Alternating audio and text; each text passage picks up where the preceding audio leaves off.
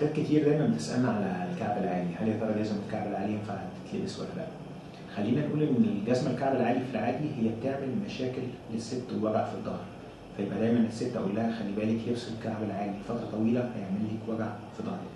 تاني حاجة لبس جزم الكعب العالي محتاج واحدة عندها قدرة على الاتزان عالية، فعشان كده بننصح الحوامل الابتعاد نهائيا عن جزم الكعب العالي، لأن الحمل بيجيب وجع في الظهر، فبالتالي لو لبست جزمة كعب عالي احتمالية وجع الظهر وآلام الظهر هتكون أزيد بكتير.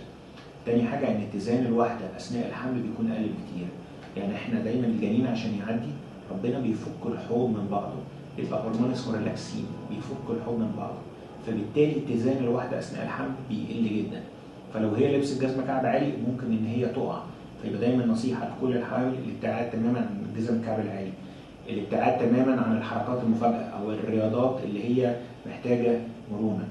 جزمة الكعب العالي تزود الوجع في الظهر، جزمة الكعب العالي لو لبستيها وانت حامل في احتمالية ان انت تقعي، ولو احنا وقعنا قد يؤثر ده على الجنين يدخلنا في ولادة مبكرة او نخلي كيس المية يفتح بدري.